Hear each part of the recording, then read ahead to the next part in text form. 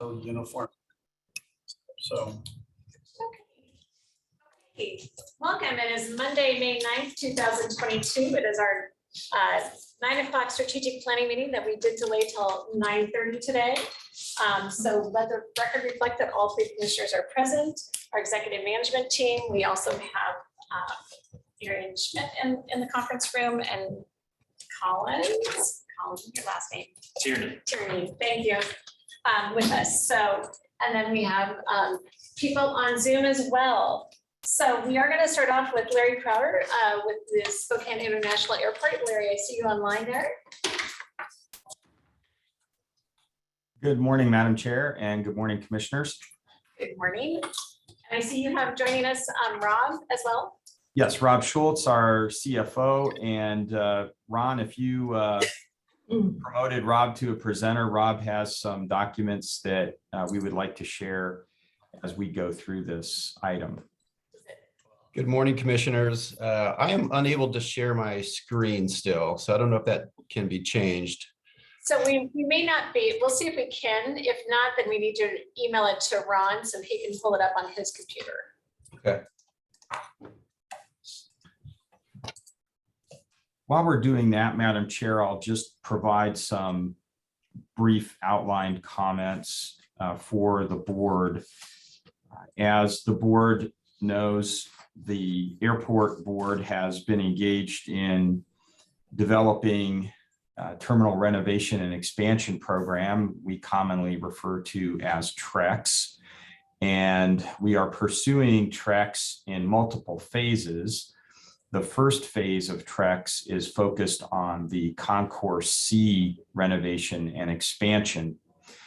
Concourse C will be expanded to include 3 additional gates on the west end, and then additional ticket counter area that will be expanded to allow for accommodation of growth, organic growth of existing airline partners or charters or new entrants. And then we will reconstruct the eastern portion of the existing C concourse, and that will bring all gates to the second level. We are in discussions right now with Alaska.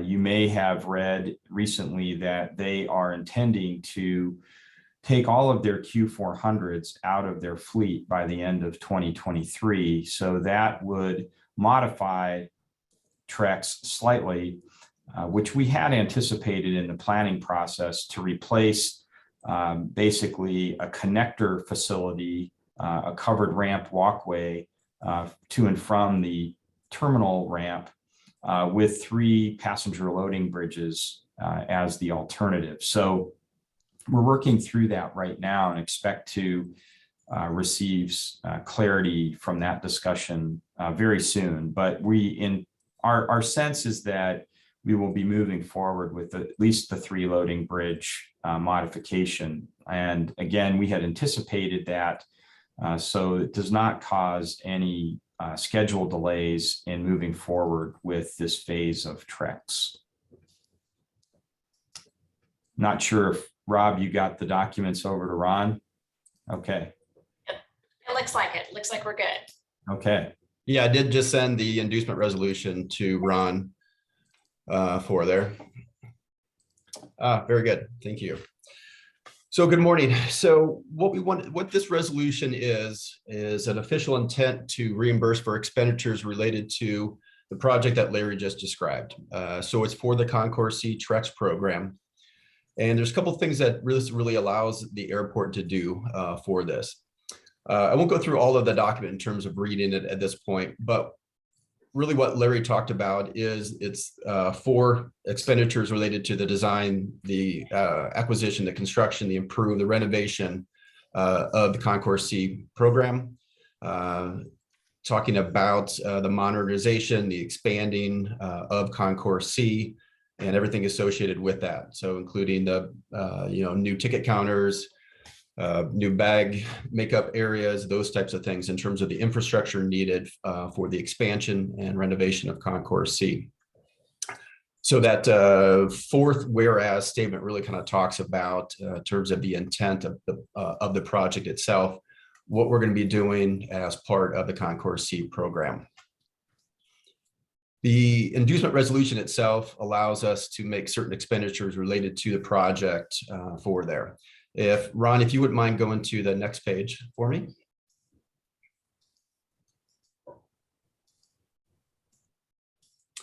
Very good, thank you. So what this allows us to do with the adoption of the inducement resolution, it allows the airport to reimburse project expenditures 60 days prior to the adoption of the resolution, and then also therefore after the adoption of the resolution. Allows us some flexibility in terms of how we're going to fund things. So it's really important for us as we start to begin construction this summer to have this inducement resolution in place, because it will give us flexibility of when we can issue bonds, or when we need to issue bonds, excuse me, in terms of funding the project. There's a lot of funding sources in place for Concourse C TREX program, but getting this inducement resolution in place really allows us to have that flexibility needed in terms of when we're going to issue the bonds. And so it's really key for us in terms of this official intent for the 60-day notice prior to this. So it allows for that any kind of construction costs that we're going to incur to be reinduced by airport revenues. So a couple of other things in terms of the sections down below. One thing I do want to note on section 2 is the amount itself that we have listed in the resolution. The 300 million really would be the maximum amount that we would issue related to the Concourse C program. At this point, we don't necessarily anticipate to that amount, but it gives us flexibility should funding sources not come to play in terms of some applications we have out there for grant funds. So again, this would be the maximum amount that we would issue on there. And it basically takes what we know for sure in terms of guaranteed funding sources at this point in time off of there. And then the remaining part would be supported by the issuance of long-term revenue bonds. So that 300 million, again, is going to be a not to exceed amount. We don't anticipate at this point in time issuing for that amount, but again, it allows us the flexibility to have this inducement resolution in place should we need to issue up to that amount. Section 3 kind of covered already in terms of the date, 60 days prior. I don't think there's really anything else on this screen or this page, excuse me, to talk about. And the remaining pages really is just the effective date of the resolution itself on page 3, and then signatures from the Board of County Commissioners. So with that, I'll just pause for a second. That's really what I wanted to cover for the inducement resolution. Any questions, any comments that folks may have on this? Okay, so one of the questions I had, Mr. Crowder, you and I saw each other at a meeting. I just wanted, so this has been before your board prior to coming to us to seek this, right? That's correct, Madam Chair. Thank you. And then on the 300 million, so seeing that number, how much is this, the Concourse C are we anticipating? Because is the 300 million the entire TREX project or just the Concourse C? It's a great question, Madam Chair. It is just the Concourse C project. So what we're talking about is the all-in potential cost if it was entirely funded by the revenue bond. So basically, you can deduce that the project estimate is about 150 million. Okay. Thank you. Those were my questions, and then we'll just need to make sure. And just another program note, Madam Chair, when our CFO is talking about we issuing the bonds, that's us, the county, working with the airport, obviously, to issue the bonds. So. Yep. Very good. Thank you. Appreciate that. Those are my only comments. So I think this is scheduled then to be on next week's agenda. Consent. It's on tomorrow's consent agenda. Okay. We will want to make sure on the resolution the signature blocks are correct. And noted that those. We'll do so. Okay. Right. Very good. Okay.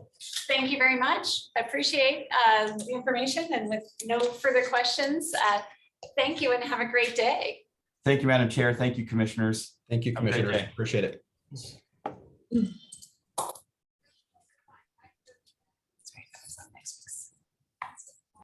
On tomorrow, Gina. That was, they had asked for that to be moved up for timing wise. Yeah. Okay. I was mistaken. I was thinking it was next week as well. It's tomorrow. Okay, so next on the agenda, we have Scott Chesney and James Moore to talk about CPACE. I see Scott Chesney here. Is James going to be joining us? James is absent. He cracked a tooth over the weekend and he is at the dentist at the moment. That just makes everybody cringe. It seems like a fairly valid excuse. Yes. Do you want Matt Kozla promoted? Yes. Commissioners, thank you.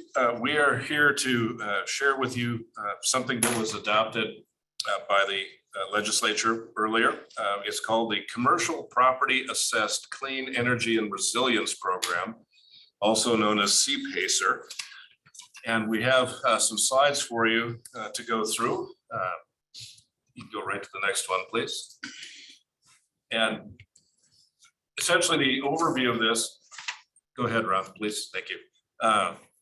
It's enabled, you can see here by the legislature. It's a loan program for commercial property for efficiency, renewable energy, and resiliency measures. The resiliency was something added by our legislature. The other parts of the program have been used in some other areas around the country. You can see here some of the basics of what this is for. And we'll go into these details as we kind of go through the presentation here. You know, the next slide, please. The eligible properties, any privately owned commercial, ag, industrial, or multifamily of 5 or more dwelling units. The boundary that we would be recommending to you would be the county as a whole. This would be a program administered by Spokane County, regardless of where the building is, whether it's in an incorporated city or whether it's in the rural county. This also has ability to be eligible for ground lease projects, so it provides quite a lot of flexibility. Next slide, please. The eligible improvements are essentially quite a range that are related to these energy efficiency, renewable use, water conservation, resiliency. They have to be permanent improvements and they have to be attached or affixed to the real property in question. Next slide, please. Qualified costs are really comprehensive. The building owner who's a part of this program can bring in everything, including their fees for permitting and inspection. And just a clarification, as we go on, we'll talk a little bit about the administration of this. The county's role, if the project is in a jurisdiction that has its own building department, they will be responsible for their own permitting and inspections of the projects. The county will not. But those costs are eligible to be wrapped into this project. Next slide, please. The benefits are really what's driving this. And we have heard from a couple of organizations that are quite enthusiastic about this program going forward. And you can see here, the costs of acquiring these funds can in fact be up to 100%. So there may not be any costs involved in terms of a match or a down payment, so to speak. Transferable is there. It can be passed through the lease. And most importantly, these are funds that attach to the building. So if the building is, as you see there, upon sale, they do not have to be attached to the sale or anything else. They pass along through the building. The next slide, please. We see it from the county's perspective. In some cases, it's pretty simple. It's a tool that is being made more available. We think it's useful for the county to play a role in this. It allows for increased efficiency of some of our building stock, which is always a good thing for longevity, especially in times when construction costs and other things are expensive. And yet some of the very practical things, it may involve somewhat higher property tax payments as building values go up. And the last one, reducing greenhouse gases and energy efficiency isn't always something that we think about, but as you know, the legislature year after year seems to add more requirements to the Growth Management Act relating to energy efficiency. And the building codes in this particular cycle also had a significant bump in requirements for energy efficiency. So in one way, those may be seen as the sticks to try to force buildings into a better place. This is a tool that lets those property owners get some funds to help make that happen more efficiently. Next slide, please. So how will this work? We will administer this in building and planning. Since in many ways it looks very much like a permit review. You can see here kind of the checklist of how we would go through that. The approve, conditional approve, or disapprove the project. In this case, to reinforce what we said before, we are not reviewing the plans for code applications. We are reviewing the application for completeness. And as long as it's complete for the program, we will be passing it along to, or that approval to the property owner and the capital funder who will be making the funds available for it. And then as that is done, when they make their agreements, the county will record that as a lien against the property. One thing that's important to note is the program, that lien that's recorded will be in first position on these properties. And so the property owner and the lender will have to agree and get agreement with any other lender, including a mortgage owner, to subordinate their loan to the CPACER program. We at least initially thought that was a pretty big lift, but we've heard from property owners, we've heard from some lenders that they really don't have a problem with that because this adds value to the project itself, which better protects their own position on a mortgage. So while that sounds a little counterintuitive, it turns out it's not a debilitating factor or even a hurdle. So next slide, please. Importantly for us and for all of you, this is a cost, we can do this in a cost recovery fashion. We are allowed to collect fees to recover the costs involved. We've looked around at a couple of the other counties in the state that have started adopting this, and we're going to try to mimic a fee schedule that seems reasonable, which is an application fee, and then the recovery fee is 1% of the amount financed with a minimum of $2,500, but a capped and no more than $15,000. The application fee is quite simply because not every project will probably go forward, and there will be time and expense from staff to process that up front. And then past that, you can see here, the rest of that fee will be paid to the county upon closing with the property owner and the capital provider. Next slide, please. So next steps, assuming we have a nod or a thumbs up from the commissioners today, we will put this in its legal code form.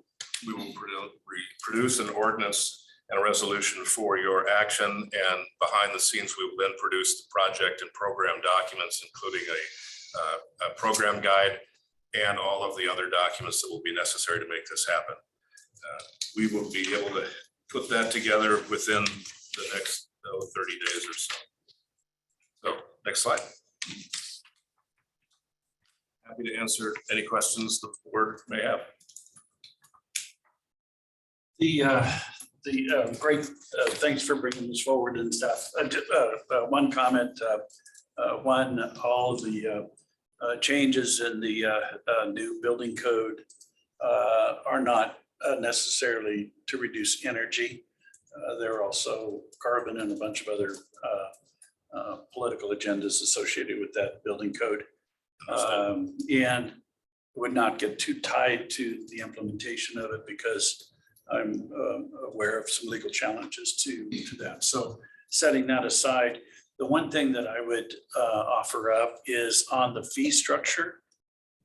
instead of capping it at 15,000, which means that at some point we're going to hit that and we're going to have to come back and adjust it or whatever, you might instead of having a cap, consider maybe 1% for the first $1 million, for instance, and 0.75% for the next million, and 0.5% for the following million. And do a step down, because as costs increase, your fees will increase to keep pace with it, and we won't have to worry about trying to come back and catch up to it, kind of a deal. And in the administration of this, your costs are going to diminish as the dollar amount increases and stuff. So you'll still get cost recovery, but it just means that we don't have to manage or maintain this to keep pace with other escalating costs. Just a suggestion. Some of the costs that we put in the draft were things that we understood that were either part of the legislation or part of other counties, but we will take a look and we can adjust both within that suggestion and also perhaps instead of a hard fee, maybe it's a fee by reference to what's allowed in the RCWs with a situation. We'll take a look at that. Okay. And we want to be clear while we're bringing this forward. The initiation of this came from Commissioner Kearns. In some ways, it came from some of the property owners, building owners who started hearing about this program in other areas and said, when is Spokane County going to get in the game? And so we're responding to what we think is a market that's going to take advantage of this program as soon as it's available. I think all three of us had people calling us asking what's a team the effort. holdup? And it took another bill, a trailer bill being passed in Olympia to clean up and make it so the liability didn't rest with us. And so I think that was the glad key. we got that done. Yeah. So thank you for all your hard work, and Mark McLean as well for all his hard work. He put in a ton of time on this one. I would agree. I mean, initially it wasn't quite where we were all comfortable, and then the bill that passed in the legislature this year, and the treasurer's office is all, association being behind it, but that gave a lot more comfort for all of us. So, but I agree with Commissioner French's idea of the graduated scale, the higher it goes, very good. to see, how that would work. Makes So, sense. Scott. Just a couple of things in addition to what Scott said. And yes, you all got lots of emails on this. And I think with the change that was made in the last legislative session, it really addressed the foreclosure risk in the event something happened. I think that gave us a path forward. And Scott and James did a really good job looking at this. The biggest lifts are really going to be on the building owners and the capital providers. They're going to be the ones who are identifying the project opportunities. They're going to have to get an engineer who certifies the eligible use of it, and the capital providers and the building owner are going to have to work with their underlying mortgage lender for that. So I think what Scott and James both feel like it's a manageable lift by our team to do this. It helps us support a program that I think each and every one of you wanted us to look into really deeply and make sure that we could do that. We've got a lot of model ordinances, program documents that we're just going to borrow and insert Spokane County onto, maybe a few tweaks here and there, but it does look like it's a very manageable program by our team, and we'll see what the volume looks like. If there's going to be 20 applications or 2 applications, we don't know. And that'll also give us an opportunity to kind of pivot and assess what our resource commitment needs to be on it going forward. But initially, the team's really looking to take this on with the existing team structure today. So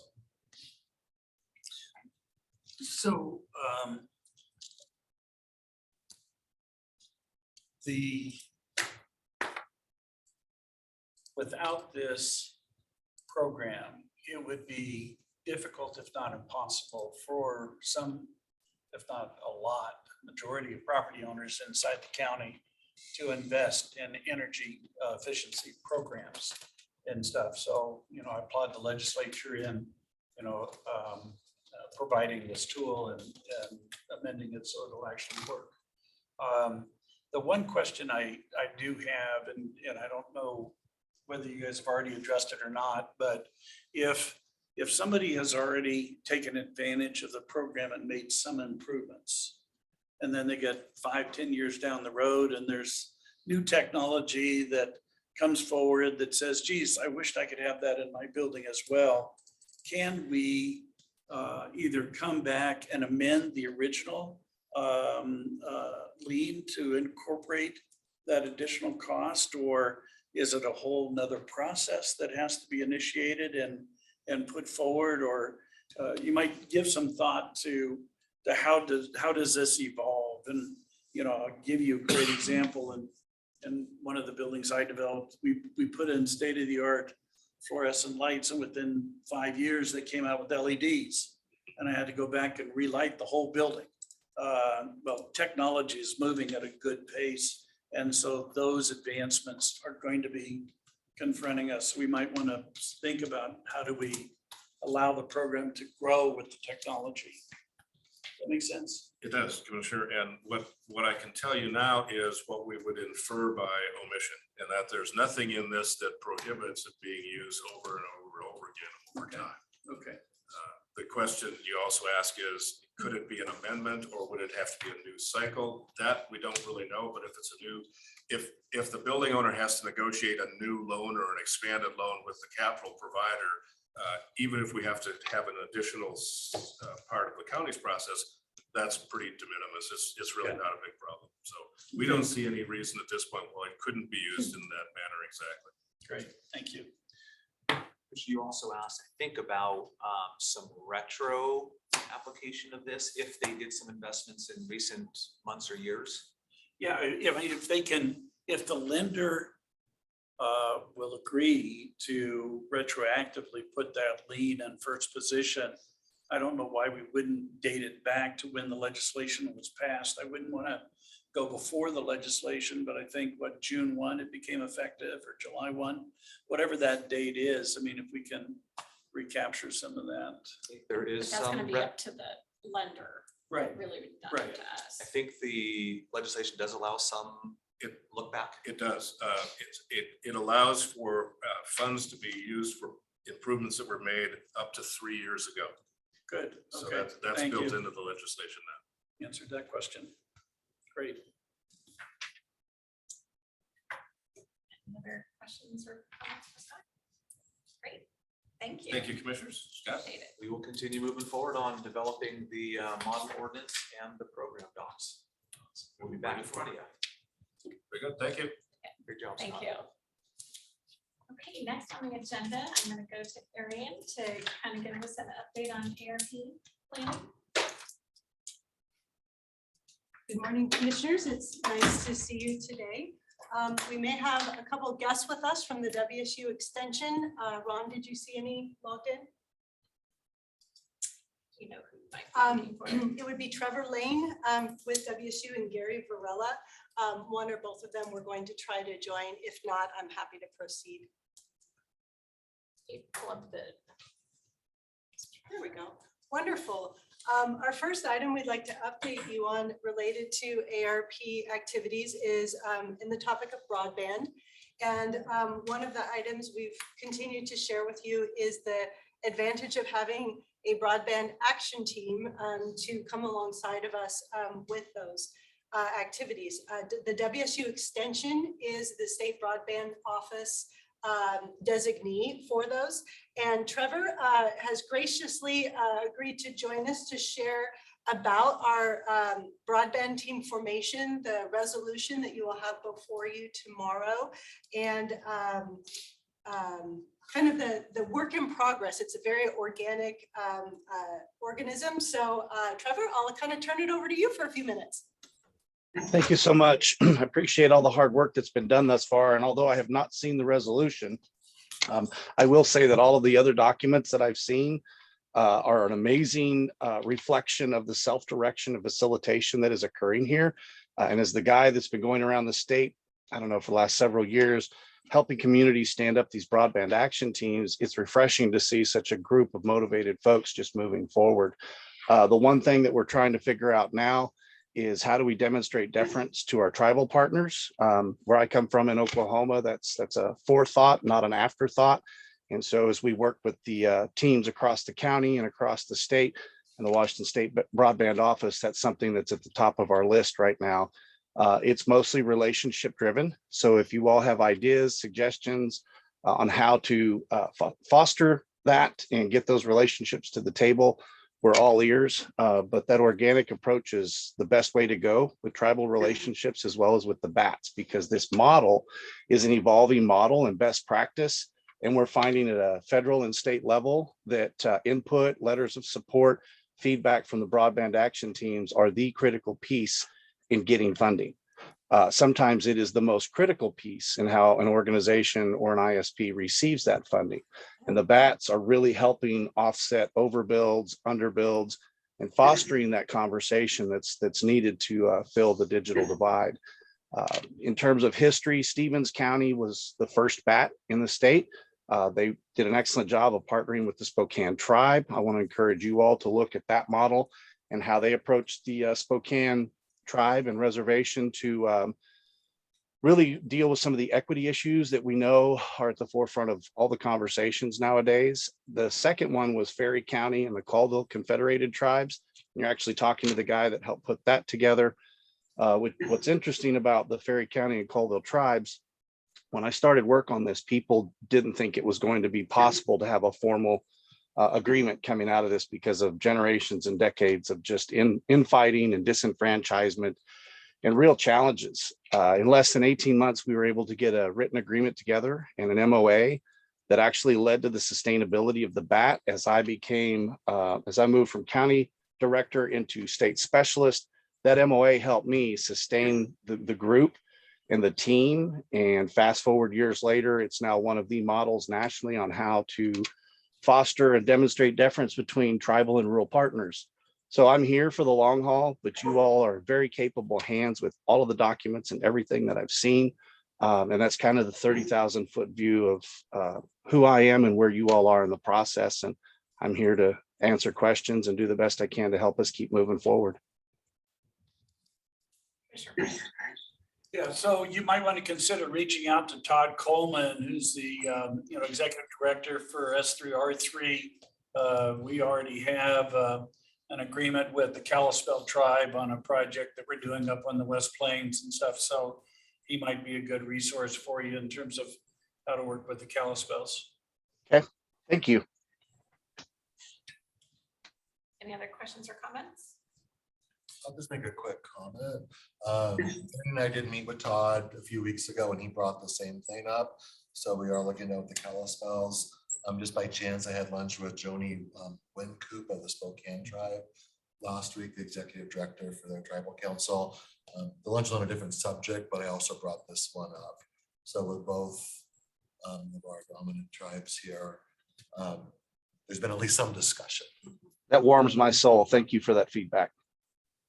And the Kalispel tribe is on our current BAT declaration document as a partner with S3R3. We didn't want to assume any formal thing because it's kind of been ancillary, but I think to Trevor's point, we want this to be a proactive beginning thought versus a reactive afterthought. And he's really helping us maintain that focus. So thank you for joining us, Trevor. Well, thank you for all the work and your leadership. I greatly appreciate it. It makes my life easy. Very good. Thank you. I don't see any other questions. So no, I appreciate the efforts, and you guys, I know you're taking the lead too. So I appreciate all the efforts that you're doing for broadband across the state. You betcha. Just in parting, I just want to say that broadband is critical to quality of life and everything I do with agritourism, precision ag, food systems, and everything that we've been working with some of the different commissioners at the table around. So thank you all for the moment to really enhance this broadband conversation because it's going to impact my work in the future. Very good. Thank you. Next item related to our application portal with CLA. We had some minor, they were kind of on the Scrivener side of things with a contract that both CLA and Commissioner CUNY have signed. I've been in correspondence with CLA this morning, and we are well into our broadband onboarding activities, and fingers crossed, we may very well be able to get the portal up by the end of this week. So that's what my correspondence has been with them. That has really been a precursor that we've wanted to have in place before our next set of RFPs. And a lot of thanks to the internal county staff that has helped us while we've been working on the contract piece, kind of fast track some of those identity pieces to make it look and feel like Spokane County. So we will keep you posted on that, but that has been great news. Any other questions on that? The education and water contracts that were finalized last week will be kind of imported into CLA, and that will be the trigger for the next pieces, which are the risk assessment, the contract construct, and then their role as an ARP subrecipient in reporting, and then how we will go about our monitoring. We did have a Scrivener's error on one of those that we're going to be updating. And once again, a lot of this is lessons learned as we've been going forward, and we really have a lot more knowledge than we did 3 weeks ago. The last piece I wanted to bring up was we are queuing up the next round of RFPs to go out the door underneath that CLA umbrella. We talked about that last week, and we just wanted to revisit that. One request that, as we've been thinking about this, is we have a number of categories that have more than one expenditure. And I think to avoid any confusion among potential responses in the community, we'd like to keep one RFP per category going out the door. So an example of that is we have 2 health categories, one for medical expenses, which is category 1.6 at the tune of about 300,000 that has been directed funding. The other is other services, which is 1.14 that has 2.4 million. In this next round, we would like to request if we could choose one of those, have that go out so everybody's clear what the ask is, and then 3 to 4 weeks later, do the other one. So if you look at it, all the ones we're talking about would be only have one point something, one 2 point something, one 3 point something. When you guys know that list 1 through 7. Mm-hmm. So we'll come into that same situation with water, but for health, we wanted to ask for your direction on your preference of if the medical expenses for 300,000 went out the door first, or medical other services for the 2.4 million went out the door first, knowing the other would follow 3 to 4 weeks later. Do you want to try the smaller one first, just because that'd be the first one to go in the CLA system and see if that's great. It's also a more specific one versus other is kind of a more encompassing. Mm-hmm. Okay, wonderful. So we will queue that up for scope and criteria. Water also has a number of categories that have funding directed. I believe the one that was the preference was clean water conservation, which was 5.8 for 2 million. But we can review the other ones if you'd like that were related to stormwater, storage, and other. So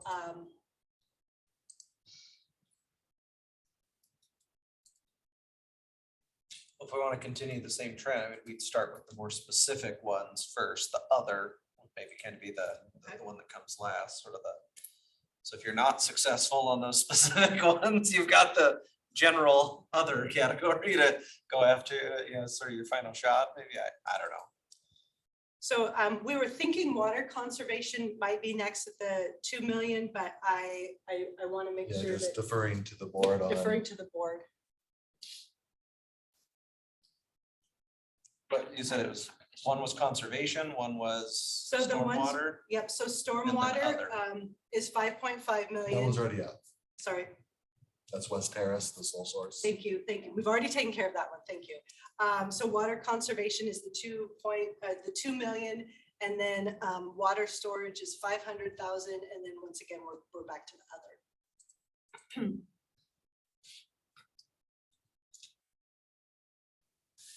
Those are related to construction and stuff, so wouldn't we want to do those first so we can take advantage of construction season?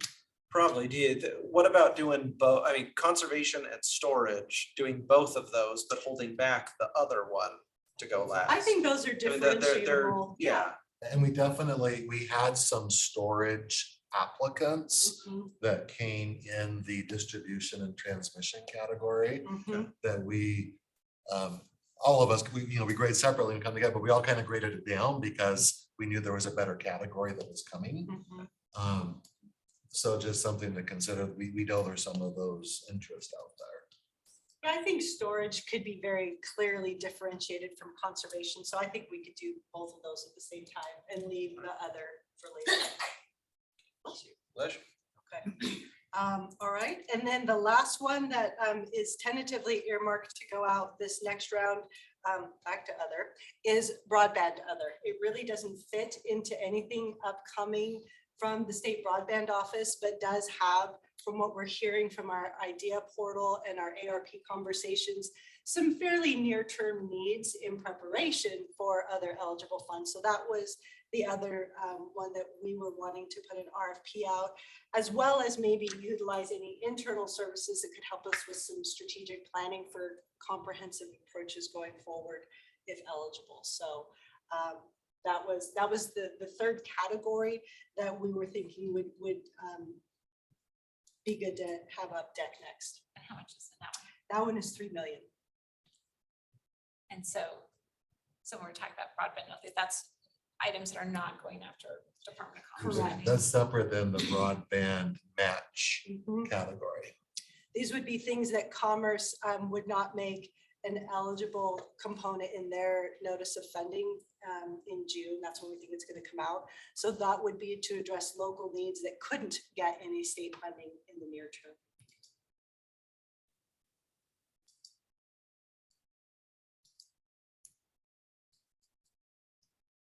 Do we run a risk of putting that one out, folks going after that would get the state funding, or are they gonna know they're not gonna get the state funding in time prior to applying for these funds? I just want to make sure it's maximized, what's going where the need is. think But we is would there a draft- timing that works better for this? I think we need to draft the RFP to that point. Okay, This wouldn't is award not the anything. place for a match. If you can apply to a state to a bigger pot, these are for one-offs that don't qualify for those other revenue streams of broadband Okay. out there. I think I kind of know what Josh is trying to say. Is like partly though, wouldn't we want to wait on that one a little bit longer so we know what is going to be coming through from the state and know what, if we get the CURB grant, what that assessment's going to be to really help drive that? We could. The kind of flip side of that risk is we're trying to help educate all of the different stakeholders in Spokane County that might actually become a competition of one another in the state broadband grants to say, rather than trying to shoehorn something that might not be the best fit and put another ask at risk, because the county can actually only have one funded ask by the broadband office. We were trying to acknowledge those so that those stakeholders will say, okay, I'm willing to back off, So there's really a pro and con kind of assessment, especially because the broadband office is new itself and trying to avoid confusion locally that doesn't carry over to the west side.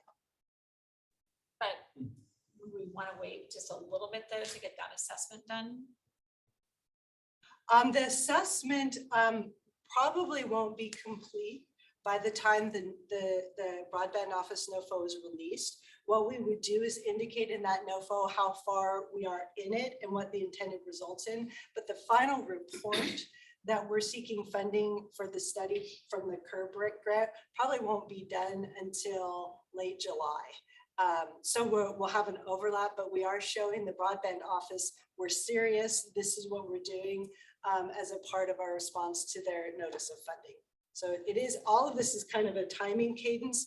I don't know, I did send you the timeline, right? That's kind of what that timeline visual was all about. There's a lot of overlapping pieces. Yes, sir. Arian, for the single ask from the county to the state broadband office, is that by the county entity, or is that any entity within the county that makes an ask, public or private? There's only one eligible, there's only one that's going to be granted. So currently, and the state broadband office is revising their conditions. It is one asked by the county geographically, and then that can be substituted, for lack of a better word, of another quasi-governmental authority like a municipal corporation or a PDA that's acting on behalf of the county. But private can't be the lead applicant. It would be the county or a public sector entity acting on behalf of a county. So so it sounds like the board will have an opportunity to, they'll be the lead in deciding which application is going to go forward. Correct. Okay, to the broadband office. We don't have to release this. What we could do is start working on a scope and criteria, present that to you to kind of noodle over so it's ready. And once again, we can always pull it back and just punt it, but it might be worthwhile just for those that are continuing to contact our office that are looking for funding, to kind of show them and then decide later. Or no, but you don't have to do the full 3 million, like you just do That's a good a point. smaller pot. Mhm. I think of like the Northwest Community Center, it came in via ARP. We came aware of it because of ARP. You guys chose to fund it through the 1/10 mental health tax. So if you didn't put out an RFP for the full 3 million, do a few $100,000, that would also signify we're looking to take care of some little things that we don't want to have a little ask when we can do a 20 or $30 million grant ask. I guess I would say delay just a little bit Okay. on that. Partly just because, I want to see what else is coming in for broadband requests and all of that. Because I don't know that I'm up to date on all of that. And then I think it'd be good for us to get a summary too of when we do an RFP out there to see what all the responses were. Okay. Even though I don't know what's scoring or any of that, but just to be aware of what requests have, did come in.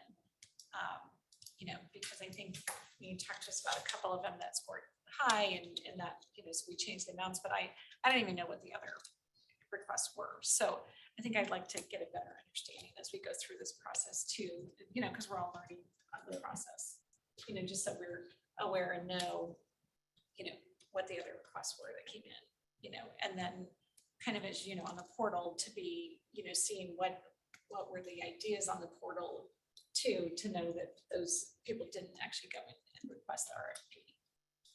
So that's some of the data A lot that of information flowing, yes. yeah, but kind of like to see as we start this, so again, before we kind of go too far, to really figure out our process as well. That sounds great. We are happy to move forward with that and continue to update that. We do have the next round of updates coming in from the idea portal that we'll make sure we get to you. So you can kind of see from a bubble map perspective, the big bubbles and the little bubbles. Yeah, and if you can schedule a meeting, then just sending it by email, that would be better for me. So that's all we have with ARP specific items, unless you have anything, Jeff.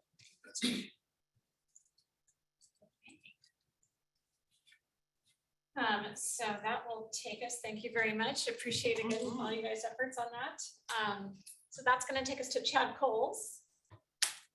Chad, there you are. And I see Matt Zeracor is also there. Yep, Matt's just back from vacation. I wasn't going to make him talk this time. Okay, very good.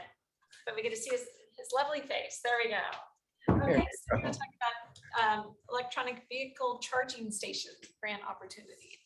Yes, hopefully you guys have a little presentation. Can you go to the second slide, please? So the state has this grant opportunity out there for, next slide, please, for monies to build or enhance vehicle charging stations. And I think there's a hydrogen fuel charging station component also.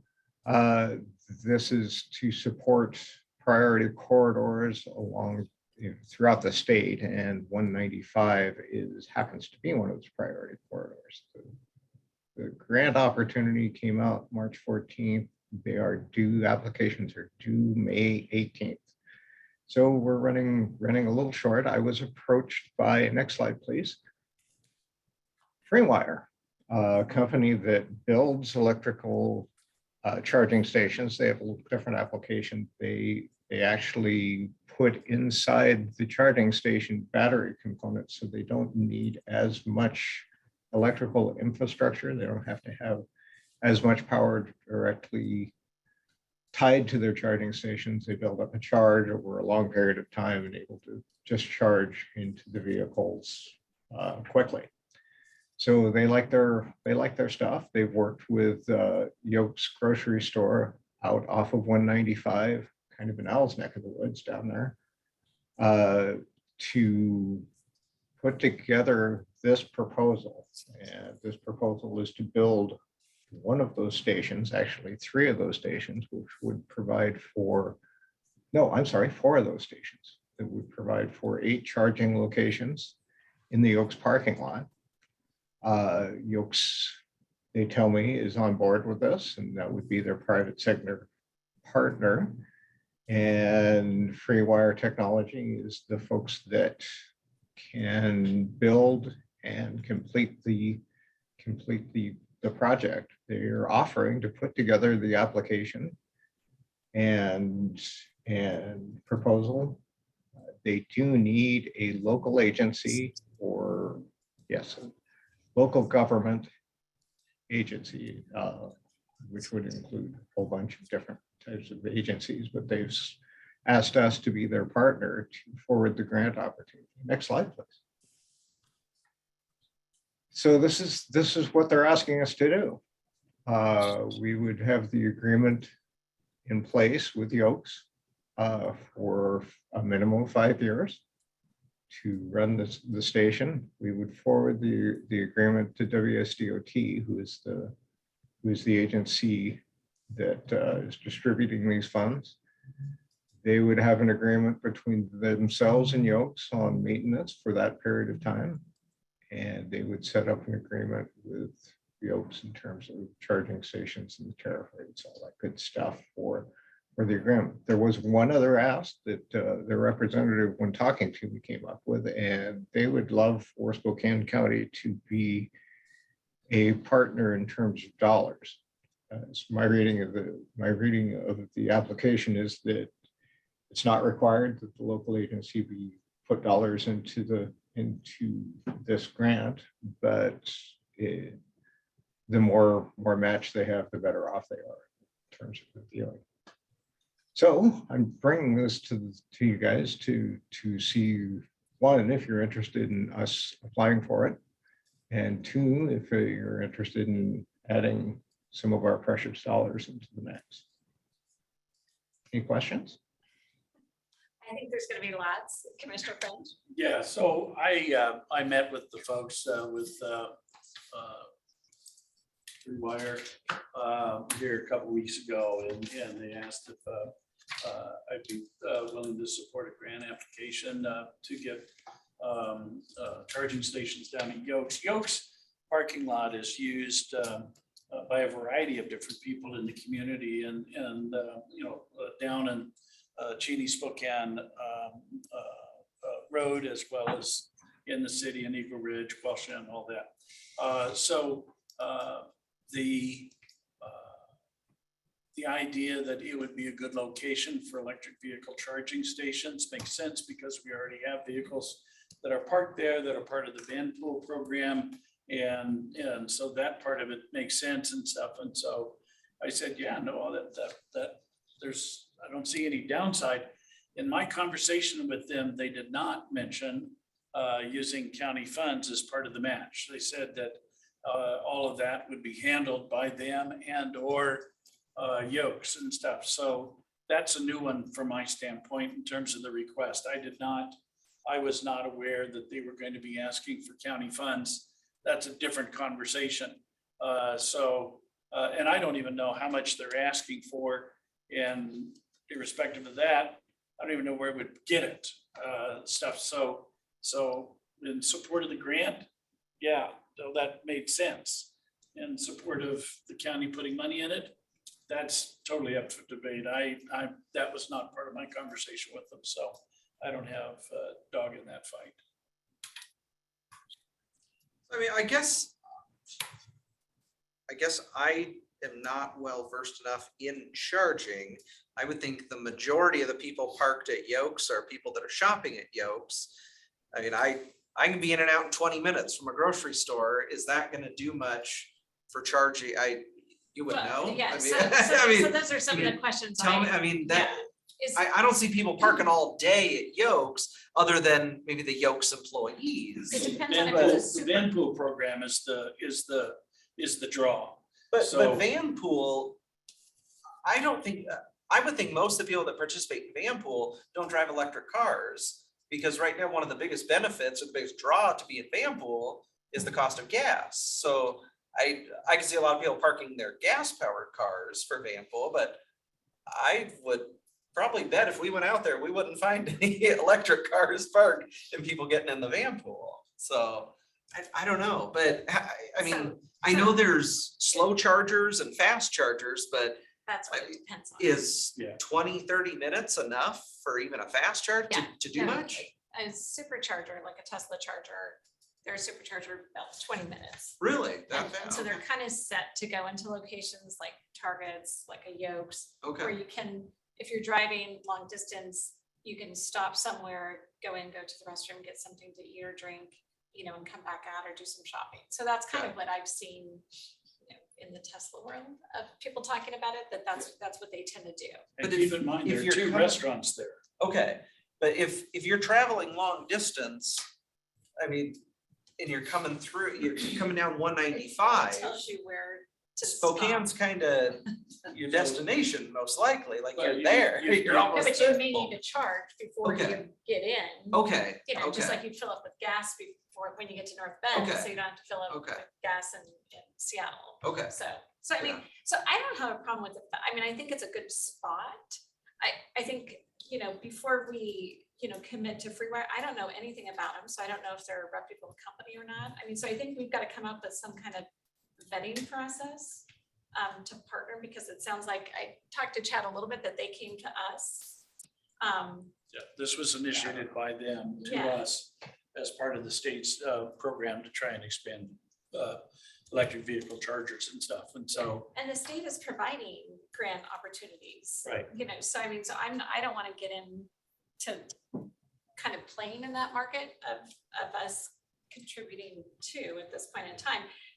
Again, because if we're going to contribute, I mean, we've got to have some kind of process to, you know, On who we contribute proposal to. process, Yeah, yes. and again, when I talked to them, financial contribution for the county wasn't even part of the conversation. So you know, supporting the grant application to bring somebody else's money here to build fire stations.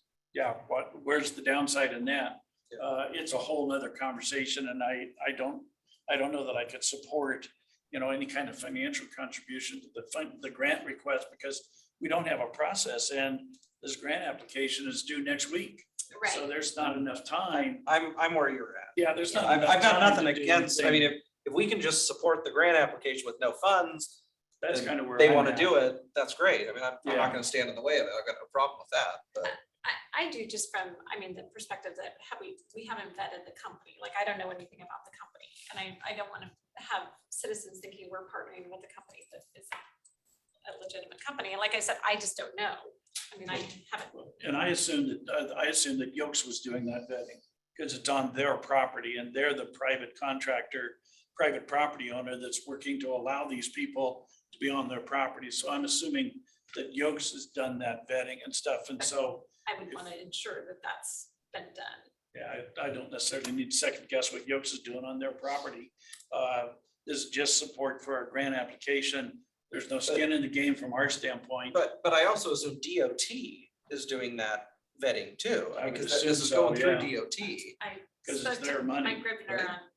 on Friday, and he knew nothing about this. Really? Yeah. Oh, geez. So the right hand and the left hand. So it's. Come on, Chad, what's going on, man? No. There's somebody else at DOJ company at the state level. I mean, that's why Interesting, I okay. just have a lot of questions about it. That's I mean, not that it's interesting. a bad thing to do. It's Yeah. just, I mean, so that's, I'm sorry, we're talking away from you. No, I mean, that's so I just fine. have a lot of questions from that perspective, that how does this fit in with the DOT? Since I did speak to Mike Gribner and he didn't know anything about it. How do these companies get vetted? Because I feel like we're kind of somehow attaching our name to a company that we don't know, and we haven't gone out for RFP, any of that. Are there other companies going after these same dollars? Do you know? Well, I assume state. Locally, locally. I mean, I'm sorry, locally. Go Yeah, ahead. these are the only folks that have come to us. So, in terms of, and I would suggest, I agree with everything you guys are saying right now. I would suggest that the state is going to vet those things as they come through and as part of the review. And it wouldn't be through the regional office. It's a state office that's reviewing it. I mean, in Olympia, but if we want to have one in this ask, this is our shot. We won't get to another opportunity where we've got a fully vetted project between the private sector and the two entities in the private sector. So,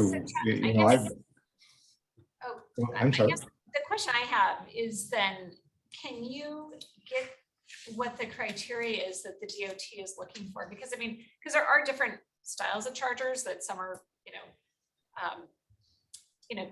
faster than others and all of that. And then they're going to be charging. Oh, absolutely. Yeah. I have the criteria. It's actually on that first page of the slides, and I read through that. So they are doing a technical review. I'm sorry, it's not on your stuff, but the link to the grant applications in there. And I apologize. I didn't think you'd want to see the whole thing, so I didn't put that in the slide presentation. But they, one of their main criteria is innovative technologies, which indicates to me that they're going to review the technologies that are supplied. That's why these folks, at least in my discussions with them, had an edge, because their system isn't, I take power from the grid and put it in your vehicle. I take power from the grid and I attenuate the usage and put it in a battery, and so it doesn't take as much electrical infrastructure. So it provides a new solution. I guess that's kind of one of my questions, because if they're using, I'm assuming solar to put it into their batteries. No, they're pulling it right off the grid. There's no solar connection. Okay, so they are pulling it off the grid. So they're still pulling it off the grid. Right, absolutely. It's just not the peak amount of current that goes into it. It has it's kind of like a trickle charge on your battery. Rather than pulling it all at once, they're pulling it over time. So you don't need as much, you don't need as big a wire, I guess. And I'm a civil engineer, so the electrical stuff's beyond me, but that's my analogy. You don't quite need as big a pipe to get to that one location and serve the same purpose. So, you guys are happy to move forward with it without additional funds. Without additional funds, I'm fine with it. It provides additional infrastructure for electric vehicles. I don't know what the downside would be, and other people will vet a lot of the questions you're asking. I don't know that there's a lot of grants that we support that we don't do the vetting on and stuff. And so this is just a request for support. So I didn't see any downside for us. Yeah, I'm willing to move forward with this one, but I think in the future, I'm just concerned. I think there's going to be a lot more people coming, and I just want to make sure that we are vetting prior to it coming before us, that it's that we have some kind of criteria ourselves as well. Oh, I agree, Commissioner. And I think we're going to have a Vista. Vista's doing it, and we see it at SRTC. They're doing this as well. I know there's, charging stations out at the airport, Erie Heights, different locations. And so I just want to make sure we're doing our due diligence. I kind of see this as like, maybe Josh isn't old enough to have gotten to a payphone. What? Oh, that's what is that? I help to payphone. But it's kind of like that, where where there's some payphone companies that were. Don't really- worry, Grasshopper. Oh, we is that will help what you. that thing is on the corner with, it's all graffitied up and the phone ripped off? Yes, homeless shelter. I've seen the future. Back to the future. There you go. I'm just gonna say, this is kind of that now, with how the charging stations are gonna go. We just had a discussion at Wasac, even putting one in their parking lot, and then, even as I think of going out to the airport, because yes, I have an electric car, how do you get people, I could park basically in that electric charging spot for, I'm gonna go to Seattle for 5 days, and I mean, I think there's just so much that we haven't figured out what needs to happen. So anyway, that's why I just have lots of questions.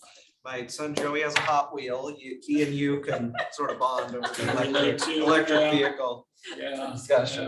I'll tell him. Mary drives an electric car like you too, Joey. Mine just may go a little faster. So because of the timing on this, you've got to basically have this in the 18th, which is what, next Wednesday, Thursday? So do you need us to approve this today so you can move forward, or what do you need from a timing standpoint to meet your goal? I think we're okay. I'll get with our grants office and we'll get a resolution on the agenda next week to support the application for the grant. Okay. And then obviously we'll look at the application as it comes in. And I agree with the commissioner that we don't have enough time. We haven't even seen a full proposal yet. But as we will review that, and if there's any real concerns, we won't go forward.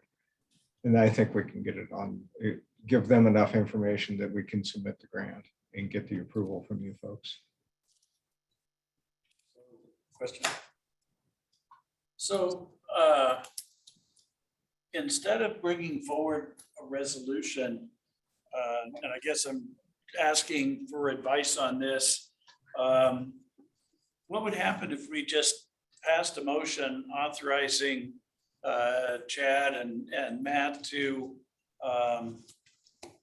submit on our behalf the support of the grant application subject to their review? And then that way they've got time to review it and make sure that, all the Ts are crossed and Is are dotted without having to come back to us. I mean, I'm comfortable that they've got enough expertise to be able to do that and submit the application if you two are. I mean, I'm just an idea, instead of having to go through a lot of exercise, then have it come back to us. Or can we just have it by leave tomorrow? Either of those, are you asking me? I heard you're asking for advice. I just want to chime in if you're looking for something. I know for me, I'd prefer you make a motion and not either delegate the authority that you have and make it specific what the delegation of authority is, or have it come back to you. I was suggesting the first. But it can come back to us. I just thinking about time is all. Yeah, well, I think, but what Mary's saying is let's do our research today and tomorrow, and then by leave, if nothing, yeah, if or everything checks out by By leave tomorrow tomorrow. afternoon, Oh, okay. we'll make the motion. Or Yeah. miscellaneous Yeah, I'm- tomorrow too. If there's no huge expose in the spokesman tomorrow morning by Colin, Lord we'll know knows. we're good to go. But No, I'm yeah, fine. I'm fine with that. But that way then we can be clear as to what we're delegating our authority Yeah. to. Okay. That's, I just want to. Yep, Okay. so we can do that. Thank you. And thank you for your faith in us. We'll get that to you by leave tomorrow. Perfect. It's flying. Don't, it's. I only have 7 weeks of it to bask in, so. I mean, right now.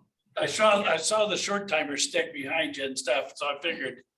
I don't want to hear that, Chad. La, la, la, la, la. You only get to leave if we accept that letter of resignation. Okay, Thank you, commissioners. We'll get that resolution to you. okay, Thank you. great. Thank you very much.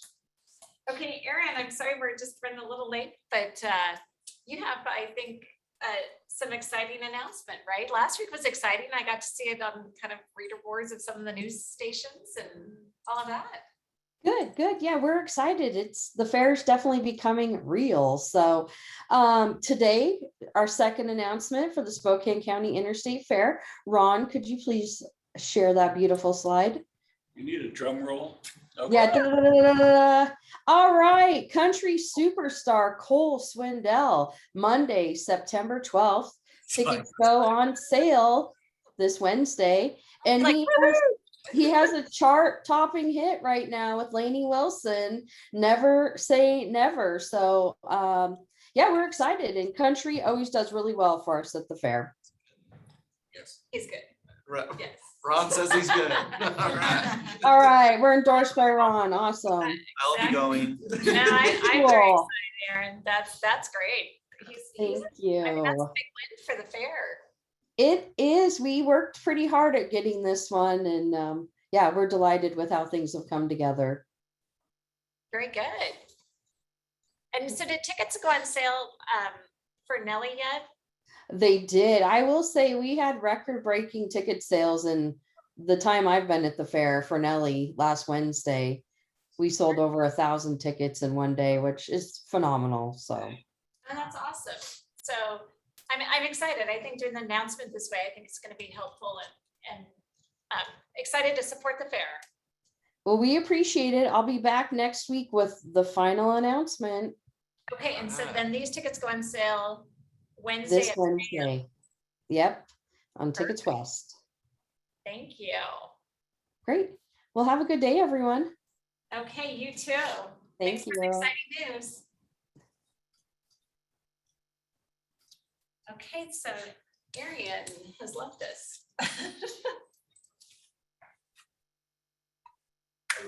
She said you're just up here. Okay.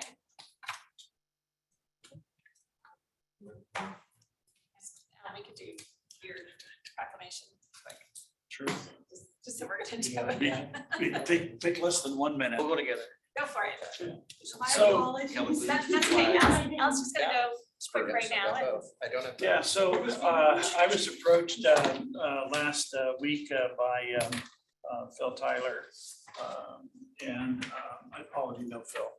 And he wanted to know whether I'd be willing to support a proclamation recognizing that the month of May is Mental Health Awareness Month. And I think you all have the proclamation. This is actually a proclamation that he drafted up for us and stuff. So I made sure that we would get on the bells and whistles that we need to hit on to appropriately recognize all the efforts that go into mental health awareness for the month of May and stuff. So pretty straightforward. You know, if you want to add to this or edit or anything, feel free.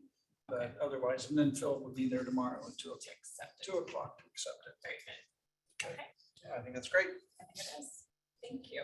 Yeah. Okay, Arian, now. My apologies, I did not hear my name. Thank you.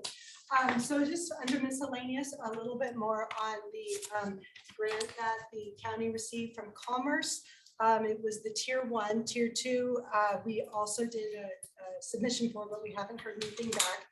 The commissioner's consent agenda tomorrow will be to formally accept the $1 million of this tier 1 funding. I am meeting in about half an hour with Boris, who briefed you a few weeks ago on behalf of the Ukrainian Refugee Coalition to get their advice on who they've been working with as a nonprofit to date.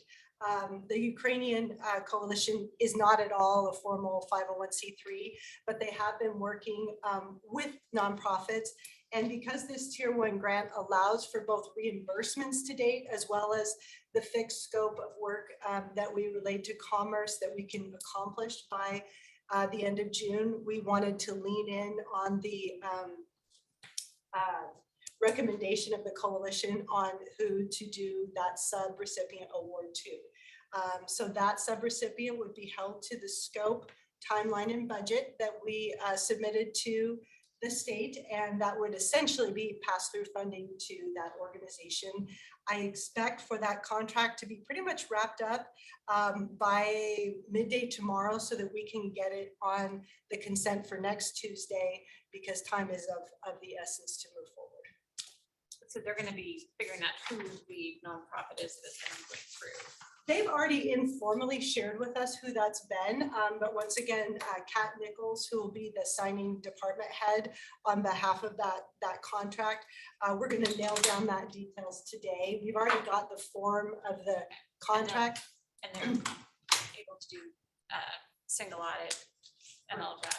Correct. That will be in that contract for that subrecipient that they'll be accountable to. Okay.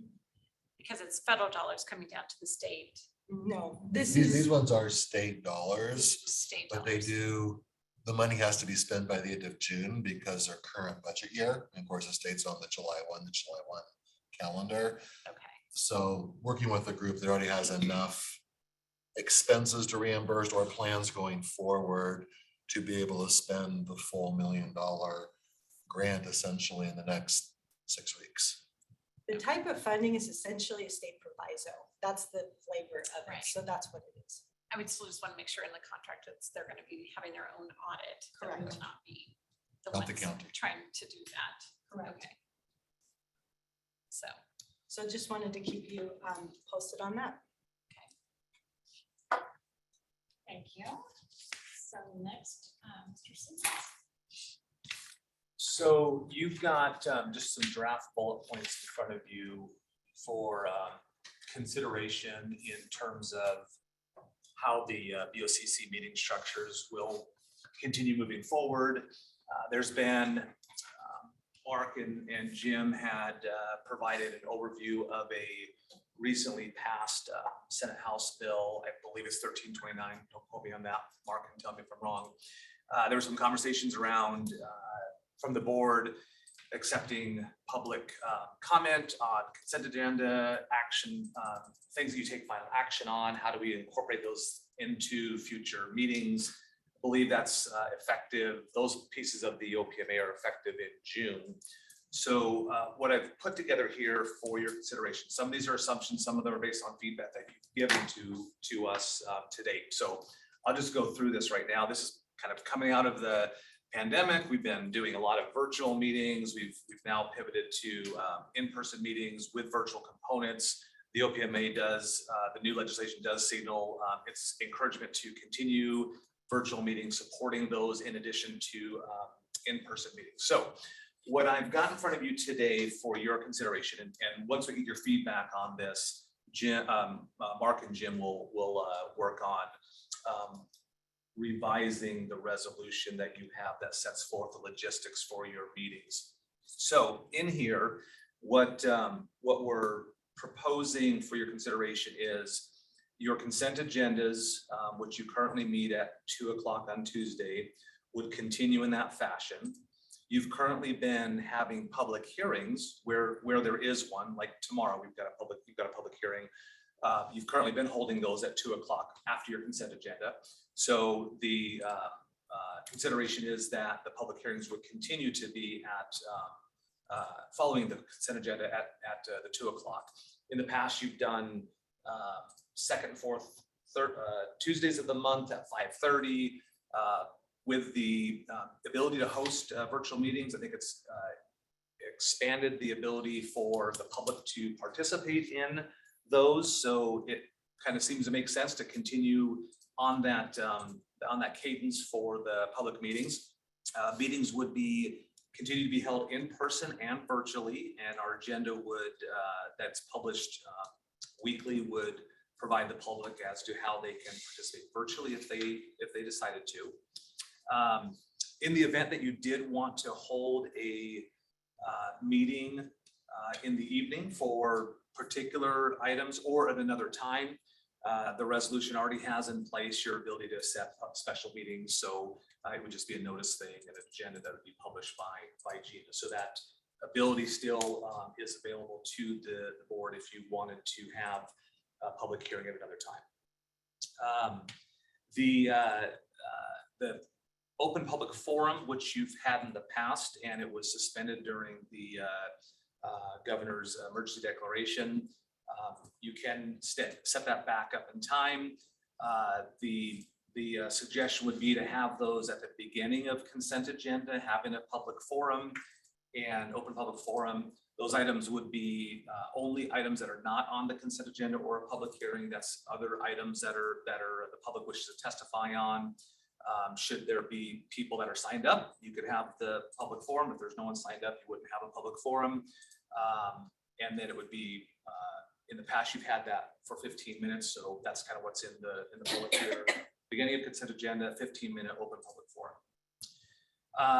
The agenda would, for the 2 o'clock and the public hearings would continue to be published on or before 5 o'clock the preceding Friday. And then this is the part where the new OPMA legislation informs on, and your feedback has been for anything that's published on the consent agenda, you'd receive written comments for those items, and those would be required to be submitted by noon on Monday.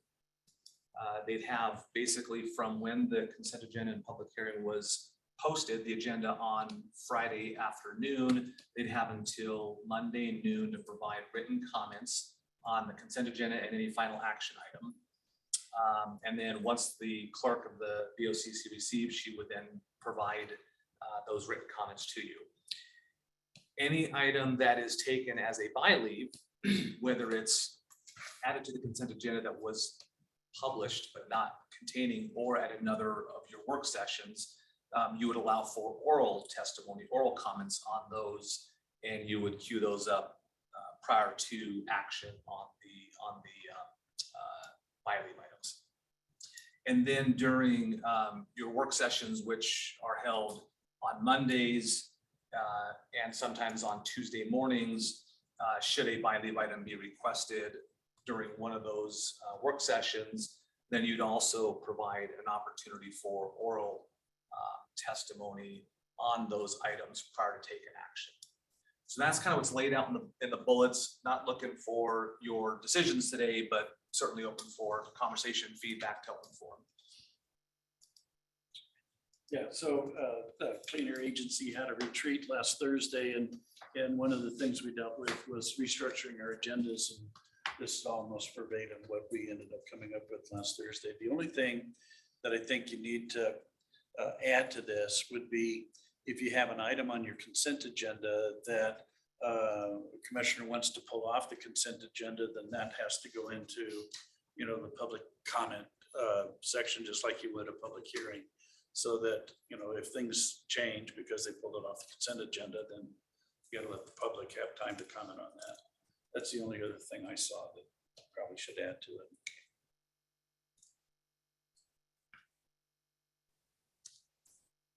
Yeah,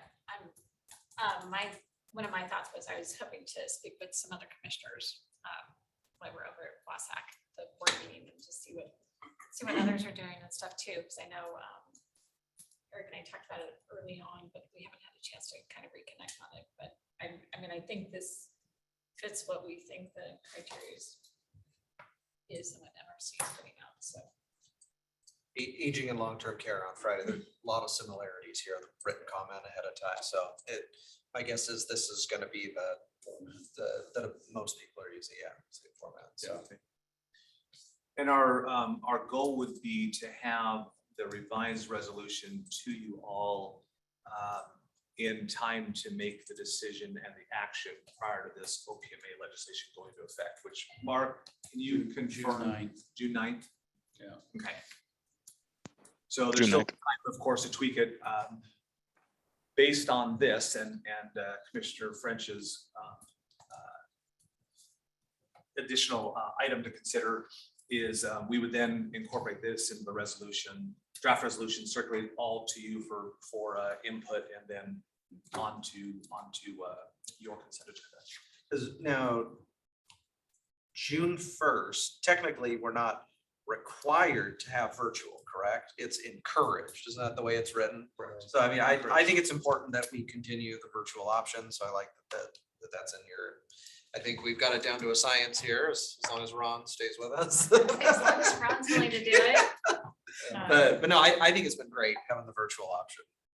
So, Well, and it's, I think, state of Washington is still in the state of emergency. I think we're the last state in the union to come out of it, and stuff. So, as long as we're going to stay in the state of emergency for at least another year and a half, we should, try and allow the public access. No, I agree. I think,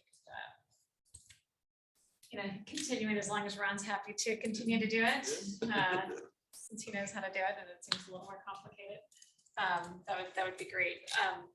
So one thing, looking at the schedule, I'm just thinking of this in Wasac. So it's not on our weekly calendar, but are you going to be in Seattle with Wasac or Tacoma? Tacoma? Yeah. Yeah. So Commissioner French and I are both in Tacoma. I'm for the Wasac board meeting on Wednesday and the legislative steering committee till Friday at noon. Who would want to miss being in Tacoma? I mean, I'm so excited about that. already got medication lined up. I mean, it's already. So SRTC, I haven't let them know. Are we gonna try to zoom into that or just? I was gonna see what the flow of the meeting was gonna be for Wasac, and if it was, Maybe just one of us, I don't know. yeah, one of us would zoom in or something, but yeah, I am gonna take my computer so I can zoom into meetings. So I've got a number of meetings that are gonna happen all at the same time. okay. Well, we'll leave SRTC then there. But that will be over there and then the Wasac board, aren't you, Josh? You gonna zoom into the meeting? I was planning on it. Okay, That was an option, right? yes. Yeah. I I believe it thought I was gonna say, So, I think they said so we that. just want to make sure that on Wednesday, then all three commissioners will be attending the Wasac board meeting. I think it's noon. I don't know. I have to be over there tomorrow night, so that's why.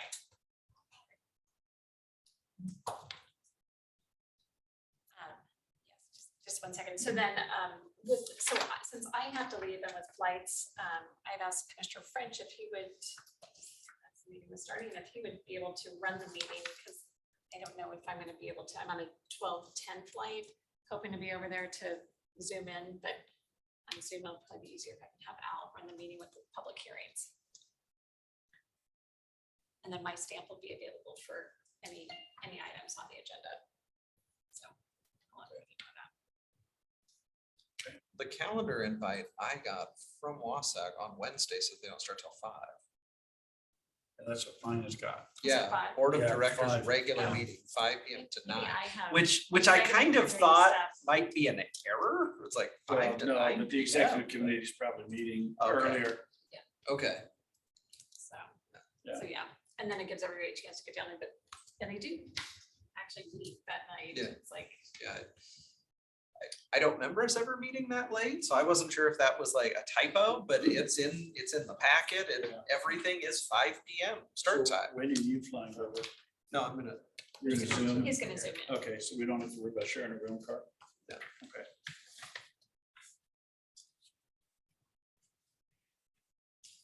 Okay. I have to figure out how to get there myself.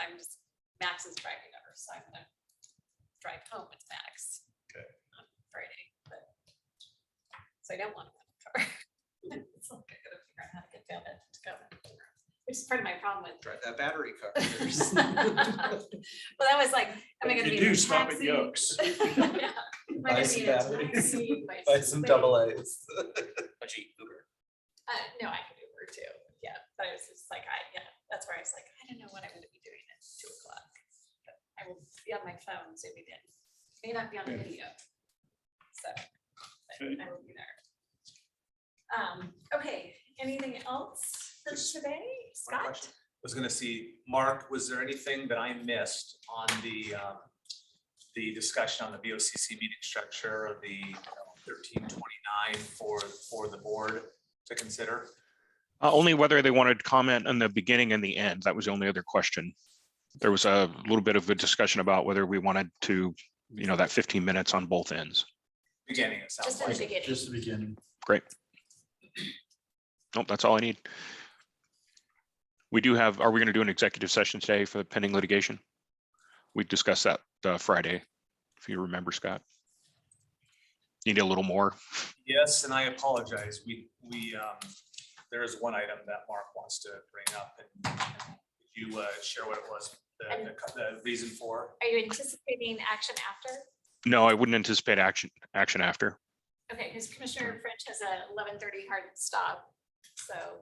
Yeah, We have enough time, but we would just probably choose to end the meeting after that executive session. Understood. Okay, so I will let you state the purpose and all of that. Thank you. It's for potential and pending litigation pursuant to RCW 4230-110-1I regarding Airway Heights and Kalispell tribes. We need to discuss letter we received. And how long do you think it'll take? I apologize. 10 minutes, and I anticipate no action at the end. Okay, and who all would you like in attendance? Executive management team and me. I don't think we need anybody else. Okay, and the 3 commissioners? Of course. Just clarifying. Sorry about that.